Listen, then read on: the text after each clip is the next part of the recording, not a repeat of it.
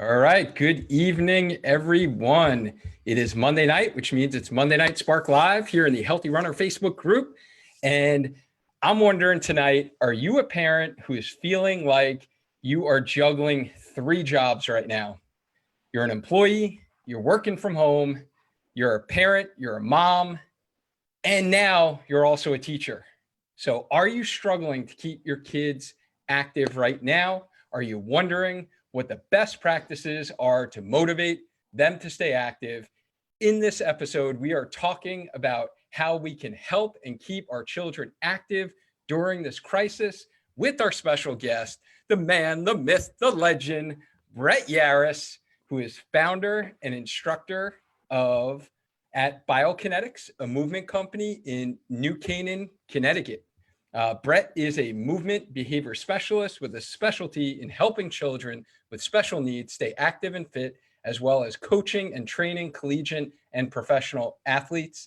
He has a passion for helping his clients live an active and healthy lifestyle. So everything that we preach on the Healthy Runner podcast and the Healthy Runner Facebook group. So using the techniques of applied behavior analysis, Brett is able to decrease challenging behaviors while reinforcing correct and healthy movement patterns. So I want to know, for those of you who are here who are jumping on the live, if you're jumping on the live, just type in live into the comment box. And if you guys are catching the replay of this, please let me know that you did catch this. So just type in hashtag team replay that you did get this.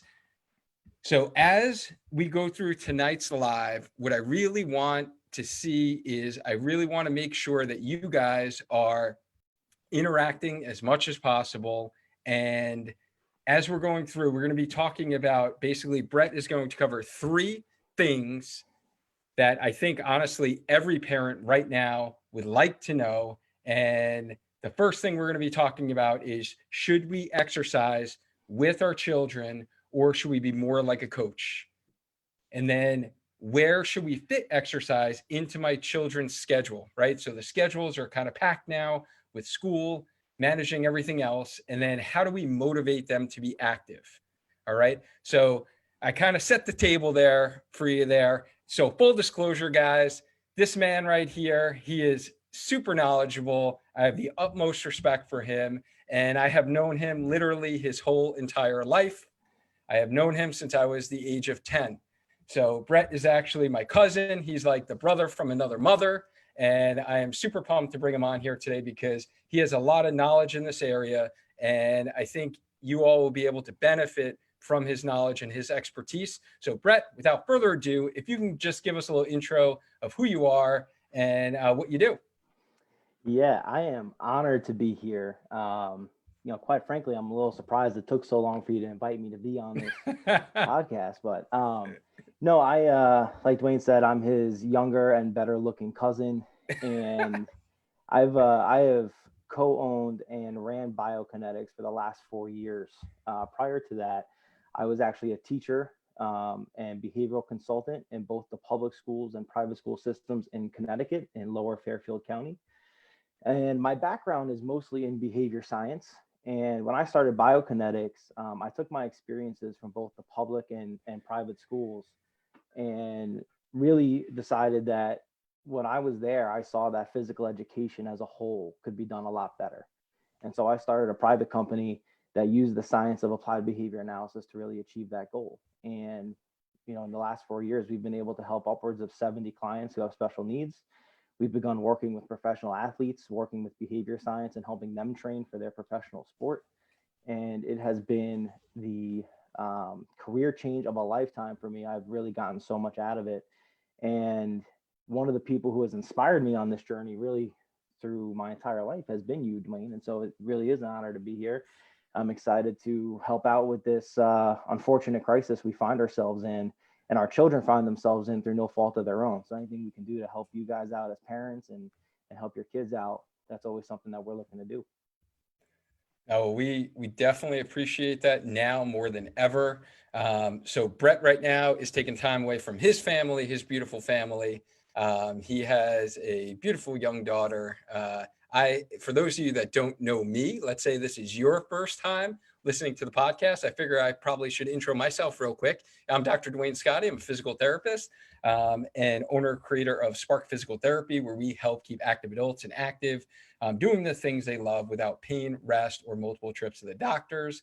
I'm also the creator of the Healthy Runner podcast, as well as the Healthy Runner Facebook group.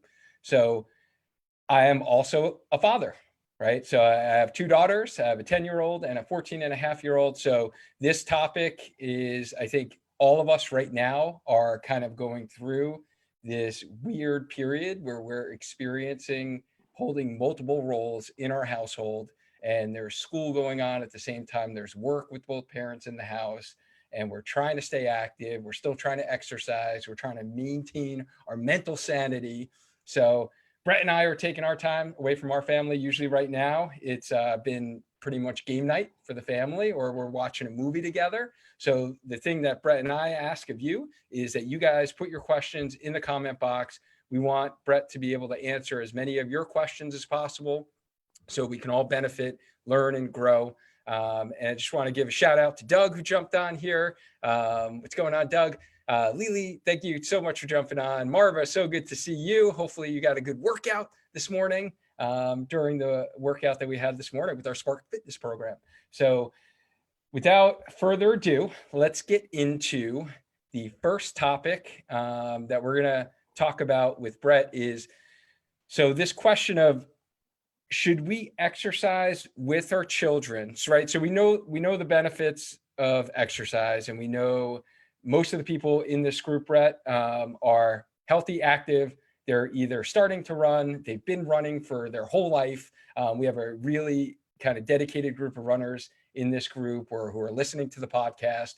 And, should we be exercising with our children, or should we be more like a coach? Yeah, you know what?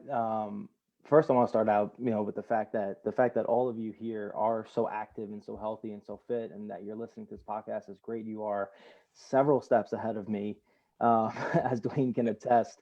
There was a time where I stayed with him for a couple of weeks, and I don't know how you guys do it. You're getting up at 4:30, 5 o'clock in the morning to go running, and I give you guys all the credit in the world. And I would say this too: you've all been placed in a pretty unfair circumstance, right? You've all been asked to take on these 3 jobs that are really full-time jobs for 3 separate people. You are a full-time employee or business owner, or even if you prior to this crisis were just a stay-at-home mom or stay-at-home dad, that's a full-time job in and of itself too. And so you guys had that full-time job in addition to a teacher, right? That's a full-time job in and of itself. And trying to juggle all of this together and figure out, how do I do any one of these things good, right? I'm slowly becoming a jack of all trades versus being a master of one, which is something you guys have, been able to do throughout being a parent and everything else. And so the question becomes is, if I want my children to be active, how do I get it to a point where I'm doing this and they don't end up resenting me?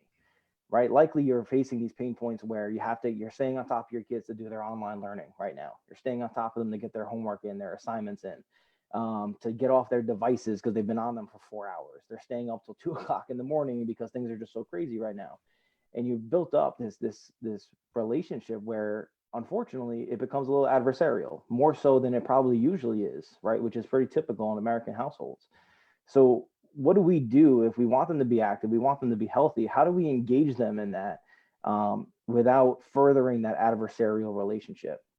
And so the question becomes is, your role shouldn't be to become a coach for them. You're not their sports coach.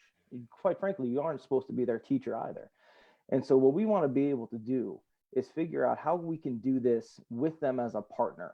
How can we do this with them as an equal versus being in an authoritarian position? And so the first thing that we need to think about is, this is a unique opportunity for us to reconnect with our kids, really reconnect with them on a deep level, on a relationship level that allows us to get to learn a little bit about each other again, right? In the day-to-day, when we're not locked in home and all these things, we have the opportunity to be with them finally. And this exercise opportunity for you guys should be that moment where you guys are getting down, you're getting healthy, you're going for a run, you're going for a jog, you're doing some core exercises, whatever the case is. It's an opportunity to connect. It's an opportunity to do this as partners. The biggest thing is if you guys are already healthy, you guys are already active, you want your child to see the benefit of that lifestyle, right? You want them to see the benefit outside of needing to do it for a sport. Maybe your kids play sports, but sports are, for the vast majority of Americans, sports are temporary, right? After school ends, there's usually no more sports. And that's where we see that dip in physical education, and we see that dip in fitness and healthy living. And so this is an opportunity for your kids to see that living in this way has benefits for you. There are benefits for you, and you want to show them that there are benefits for them as well. And so you want to engage them as a partner. Let's do this together. Let's do this as a family. Let's make a game out of it. Let's have some fun. Let's make it a little competitive even. Let's, make it in a way where there's some opportunity for you to reinforce this idea that we are in this together. We're going to have fun with this. This isn't work. This is an opportunity for us to laugh, to sweat a little bit and have a good time. And that's really the focus here. You don't want to be their coach. You don't want to be a drill sergeant. You don't want to be telling them to drop down and give you 20 and they can't have dessert if they didn't do their push-ups. It doesn't need to be something like that. That makes sense. And that actually, so I actually didn't know a lot of this before you just said that, but that's kind of cool because what we've been doing as a family is we've been going out, Deb and I have been running, and then the girls are on their bikes. So like we just went before, that's our kind of our stress relief. They're doing school all day, we're working all day, and then we go out, do our activity, come back, shower, have dinner, that kind of thing. And that's been pretty much what we've been doing, is trying to like emulate, hey, these are the positive things we can do for our health.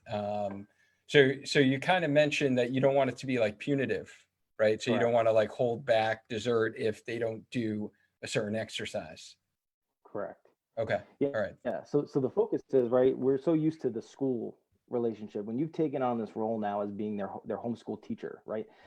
It's very natural to be like, you have to do your homework or you're going to get the zero, you're going to fail, or all of these different punitive things that our everyday society kind of builds in. We see the same thing at work, right? You come to work late, you don't get your project done on time. There's a punitive response to that. Same thing here with school. Kids are used to that response. So they see you as their teacher. Naturally, they assume if you want them to do something and they don't do it, there's a corresponding negative consequence coming, or a punishment, right? And so we don't want that to be this. We don't want to associate what we call positive punishment or an undesirable consequence. We don't want to associate that with exercise, because exercise is something that should be a lifelong skill and a lifelong activity. And the more we attach a negative feeling to that, right, an intrinsic feeling of negativity for your kids, the less likely they're going to want to be to do this in the future.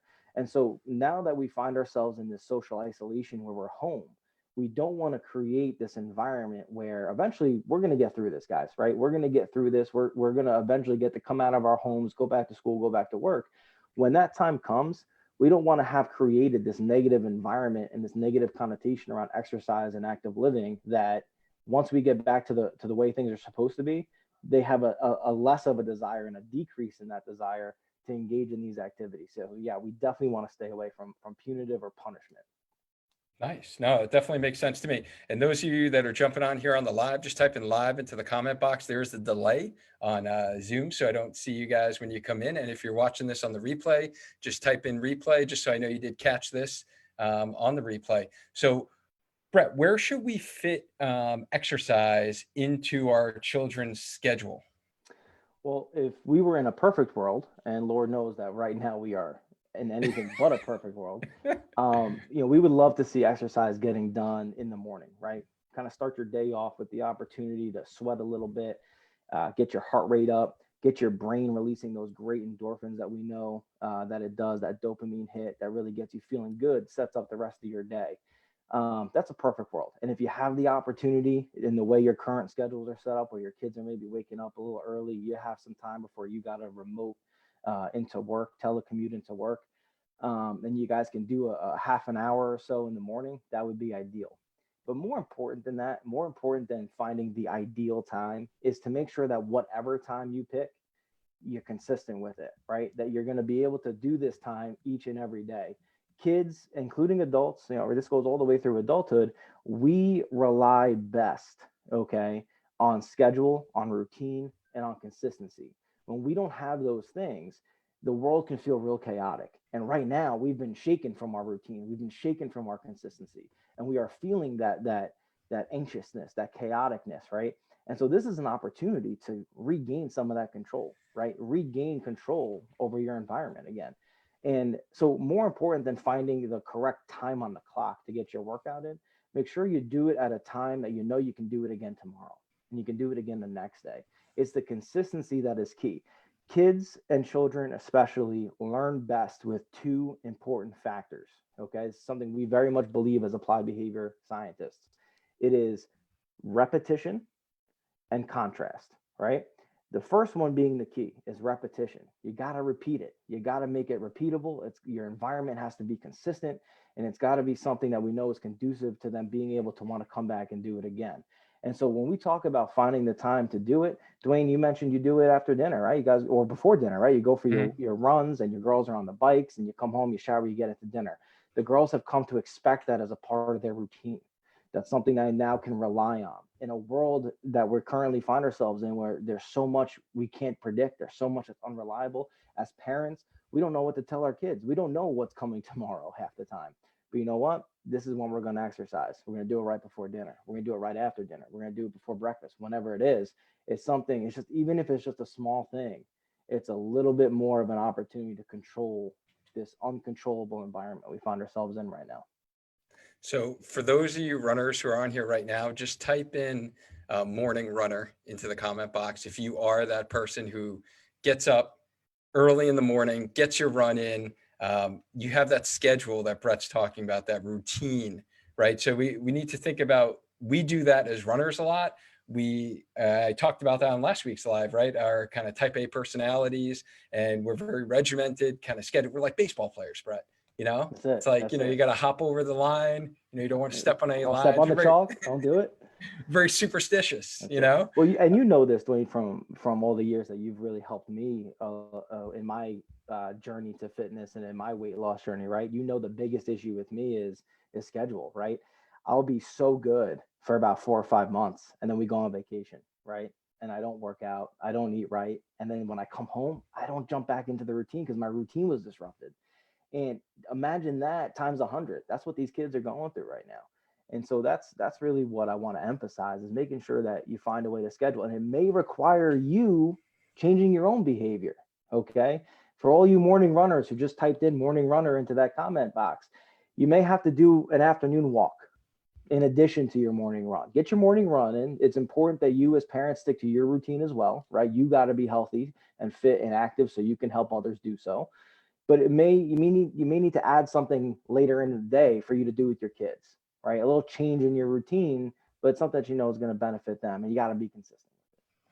Yeah. So Wendy says that she's a morning runner, but the schedule is a mess right now. She's figuring it out. Yeah, Wendy, you're not the only one right now, right? I think all of our schedules are a mess. Liz is also a morning runner. Sundar, what's going on? Thank you for jumping on. Sundar used to be a morning runner, but now he runs any time of the day. He gets that run in. Jolene, so nice to see you. Thank you for jumping on here. George, what's up, buddy? Thank you for jumping on. Appreciate you tuning in. So hopefully some of this is helpful. So for those of you parents out there that have been feeling like you've been failing, right? Your kids are retracting to their devices. They're maybe spending a little much time on the iPad. Maybe they're spending a little too much time on their phone. They're on Snapchat. They're on Instagram. They're on TikTok.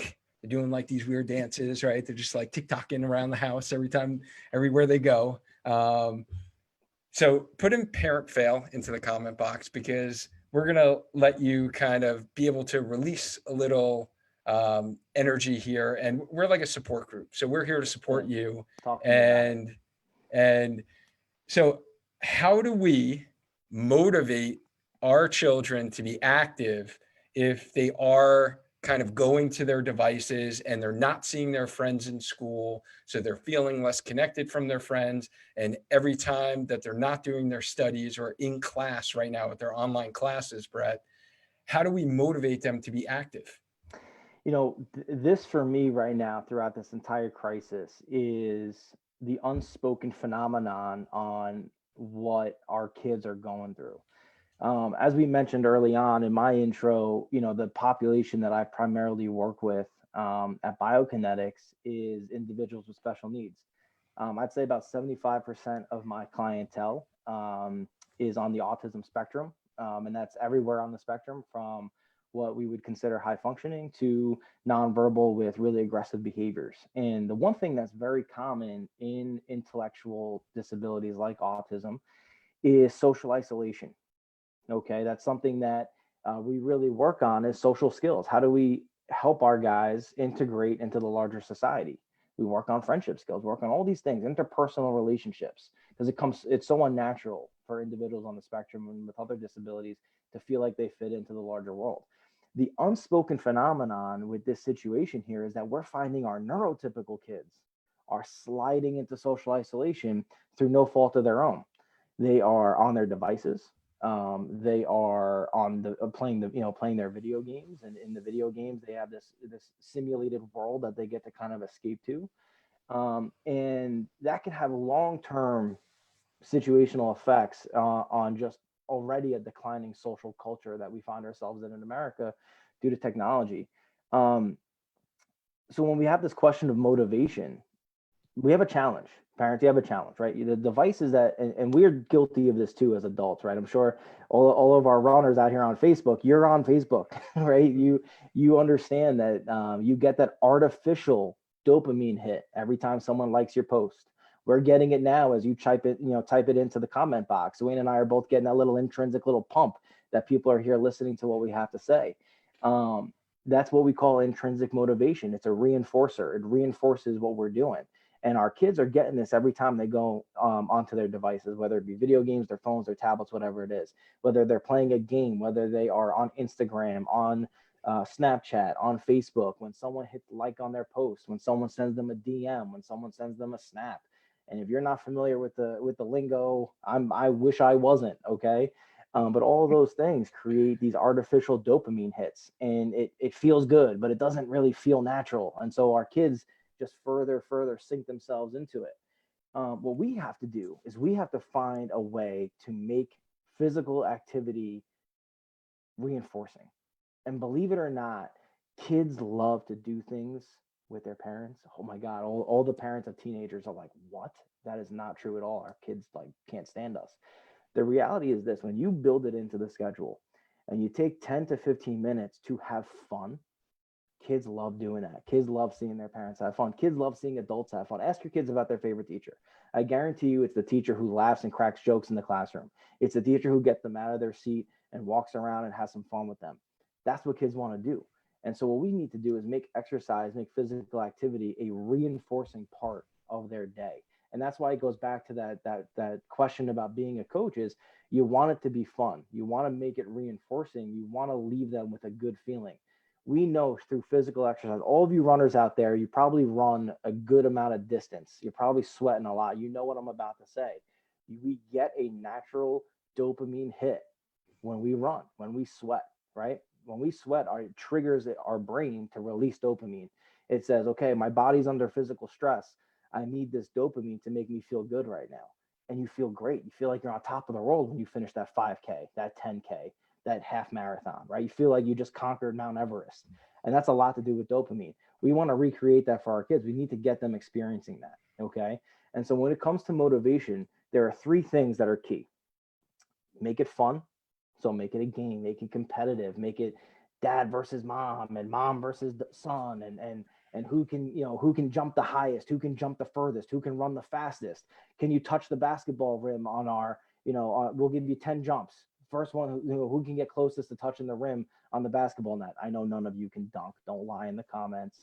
But if you can, more power to you. I haven't been able to dunk in about 10 years. So, but make it fun like that. It doesn't have to be P90X, right? It doesn't, your exercise routine doesn't have to be this whatever the fad workout is you found on the internet. It can just literally be running around for half an hour, play tag, play freeze tag, make it fun, make it reinforcing, make it memorable. And that brings me to my second point. Make it something they're going to remember. 5 years from now, we're all going to talk about this, right? If you're of a certain age, we still talk about 9/11. We still talk about the blackout on the East Coast, right? We all remember that. And we talk about a lot of times the stories come out of the amazing memories we made immediately following that, the relationships we forged, the things we did while the lights were out, all these things. This is an opportunity. That's what this is. That's how we have to view this. This is an opportunity to create those memories, create those times. Your kids, what you do with them, what you do to connect with them and build your relationships are things they're going to talk about for the rest of their lives. They're going to do it with their kids. They're going to remember, hey, you know what? When things were tough, we went outside and we ran around. We played hide and seek. We played manhunt. We played tag. We did things that kids haven't done in 20 years. We reintroduced the stick to kids. Kids don't even know what a stick is anymore, right? But they're gonna share that with their kids. When times get tough, they're now gonna have something that they can take from you and give to them. Make this moment memorable. Make it an opportunity to really connect with your kids. And that's the beauty of exercise, is it can serve so many purposes. Yes, intrinsically, internally, it feels great to exercise, to get active. But when you do it with your parents, when you do it with loved ones and family, you can make memories that'll last you guys the rest of your lives. And that's how you can motivate them. Wow. Well said.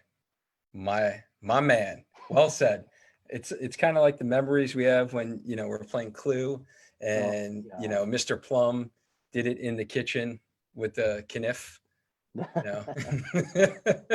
Right. It's like memories like that, right? It's the family memories like we've had over the years, making those memories, like you said, it's just, man, and that's the biggest thing that I've talked about this the last 2 weeks, is those silver lining, right? It's been very stressful for many of us, especially if you have a small business. It's been very stressful these last couple of weeks, but I'm really trying to find the positive and look at the silver lining, and actually being able to eat dinner with my family every single night, which I haven't done in 2 years, has been phenomenal. And like Brett said, just getting outside and actually, like, them riding their bikes, like they've ridden their bikes more in these last 2 weeks than they have literally in their whole life.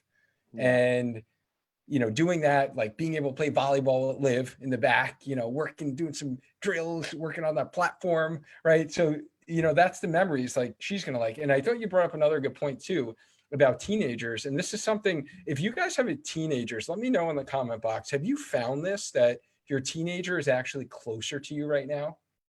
My wife and I have found this, and which we weren't expecting, but I think it kind of speaks to your point, Brett, and kind of supports that our kids do actually like spending time with us, right? And when we do spend that time with them, they are grateful for it. And like her mood has been like so much better than actually when she was going to school. And I think some of that is that quality time and like the memories that we are making that you're talking about.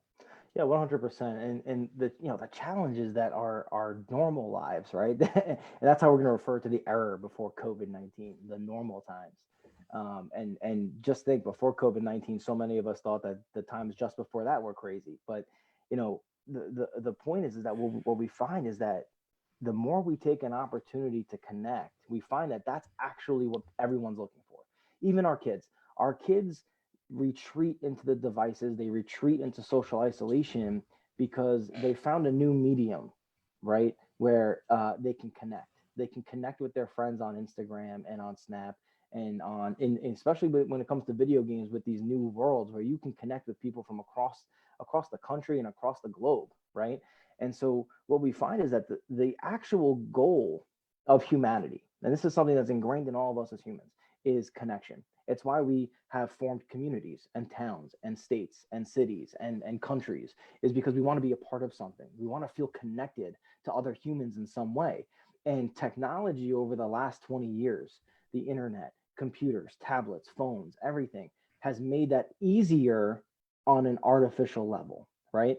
The other thing about humans is we really like to take the path of least resistance. That's why runners like yourselves are so admirable, because it takes a real lot of effort, and it takes a lot of dedication and discipline to do what you guys do for your own selves. And I laugh, and I'll tell this story real quick. I've done 27 podcasts in 2020. Okay. I've done podcasts with a bunch of NFL teams, football blogs, behavior analysts, all these things. This is the first podcast, okay, that I've ever received a script and had to do like a test run for the night before. And I was not even surprised because I've known Dwayne my entire life, all 30 years of it. And this is who he is. He's dedicated and he's disciplined, the most disciplined person I've ever met. And all of you guys who are in this healthy runner group and listen to this podcast and who have lifestyles like that, you all have discipline. And there's something to be said for that. But most people, believe it or not, don't have such great discipline. And so when we're given a tool like a phone or the internet to make connecting easier, I don't have to get off the couch. I don't have to get out of my bed. I don't even have to talk to anybody. I just got to use my thumbs. Yeah, I'm going to do that. That's a lot easier. And so the focus here is what we really strive for is connection. And what this is, what this crisis, this situation is it's given us an opportunity to reconnect and to do it on a deep and meaningful level. And so if connection is the goal, if deep down all we want, adults, teenagers, and children, is connection, well, let's give it to them. Let's do it. And right now, this is an opportunity to do it. Dwayne just, talked about that with his own girls. All of a sudden now, all that stuff is sort of disconnected. And so the only way to connect is to connect with the people in front of me right here in my house. And we're all together for the first time in X amount of years at the same time, right? And so when we have the opportunity to connect with each other, we find that our kids, that's really what they're looking for. That's why your kids' favorite teachers who are adults, they are the people that they connect with. They see their teacher 6 hours a day. They probably see you for 2 to 3 if you're working full time. They have an opportunity to connect with those people. And so this is an opportunity to create those meaningful connections. And the best thing to do is to do it around something fun, something active, and most of all, something healthy.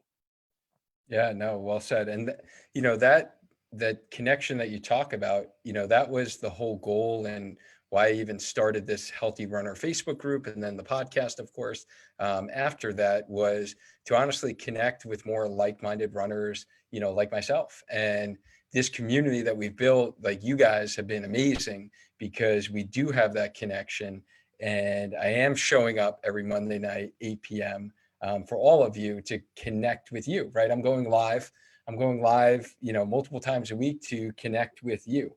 And I think it's that connection that, brings people together and just trying to make the best situation of this crappy situation that we have right now. And that is why I even did like the Spark Fitness program, right? To connect with more people, to help them stay healthy during this time when everyone's gyms have closed and they're not able to work out. So if anyone still wants to get in, we're really kicking it off, launching it on Wednesday, April 1st.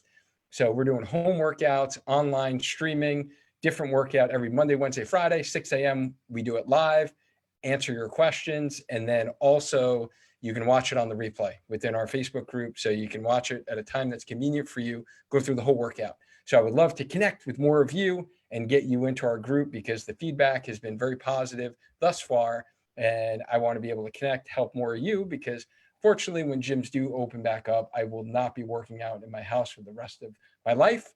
So I've been working out in gyms for 17 years. So I will be going back to the gym. So let's connect right now. Let me teach you everything that I've learned almost over 2 decades now and help you kind of stay healthy for the long run.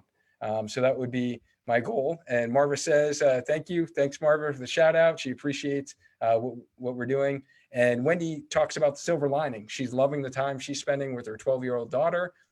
You hike, walk, and talk the whole time. Very therapeutic. Agree 100, 1000%, Wendy. We actually went for a hike. I never hike ever, pretty much never. We went for a hike on Friday. That was an amazing time as well. And I agree with you, Wendy. So guys, let's kind of wrap this up here. Brett, if we wanted to kind of find out more about how you work with folks and what you do, how can people reach out to you? Let's just say they had some follow-up questions. Yeah, so the best thing to do is to go to my website. It's biokinetics. That's BIOKINETIX.fitness. And that's it. Go to the website, biokinetics.fitness. There's an opportunity there to ask a question and leave a comment on our contact form. And you can email me personally. And my email is very simple. It's brett@biokinetics.fitness. I am in the process of setting up a Facebook page. I deleted Facebook about 2-3 years ago, but I've been removed for long enough. And I am looking forward to setting up a page specifically to talk about a lot of the things that we've been talking about with you here tonight. In fact, 𝐉𝐮 is the one who inspired me to get back in and to find a way to use Facebook for good.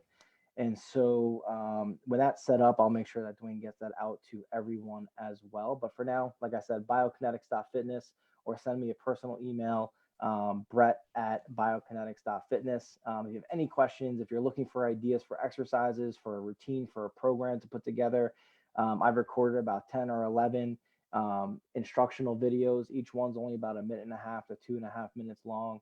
And it just kind of breaks down some basic things you guys can do, and then find a way to play a game and have some fun. Yeah, absolutely. And for those of you on Instagram, Brett is on Instagram. What is your handle on Instagram, Brett?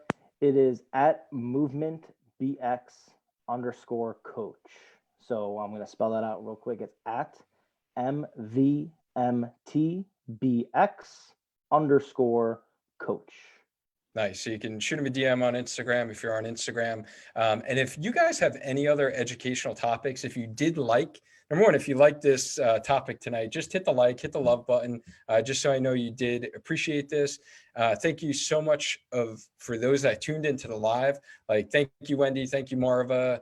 Thanks, Sundar, Liz, George. Thank you guys so much for tuning in. And if you guys want more educational topics like this and you have ideas, feel free to shoot me a message either on Facebook, Instagram, DM. If you want to email me, dwayne@sparkyourtraining.com. And if you're new to the podcast and you're enjoying some of the topics on the podcast and you'd like to be a guest, like, I love bringing on folks just like Brett, who can all teach us and we can all grow together to live healthier lives. So let me know, shoot me a message. And I thank Brett. Thank you so much, man. You're the man. Oh, first, last question I got to ask you. Come on, give me the real deal scenario. Who is going to win a championship first? The Miami Dolphins, New York Mets, or the Brooklyn Nets? Go. So for those of you who don't know, 𝐉𝐮 knows that I am a fan of like the worst historical teams in the world. I would say the Dolphins and the Nets are close. The Nets are probably closer because you got to figure KD and Kyrie Irving are coming back healthy next year. And KD's the best player in basketball when he's healthy, even better than the guy in Cleveland. I mean, Miami. I mean, Los Angeles. I don't even know where he plays now, LeBron James. But such a hater. That's it. And I would say the Dolphins are probably a close second. A big draft coming up, 3 picks in the first round. One of my players, Lucas Niang from Connecticut, by the way, New Canaan, Connecticut, looking to be a first-round pick. Has had a lot of conversations with Miami, so it'd be great if he went there. And then the Mets are never winning a championship in the history of this planet. There will be 7 more COVID-19 crises in our lifetimes before the Mets win a championship. So, all right. So you heard it here first, the predictions that the Miami Dolphins will win a championship before the New York Metropolitans, as well as before the Brooklyn Nets.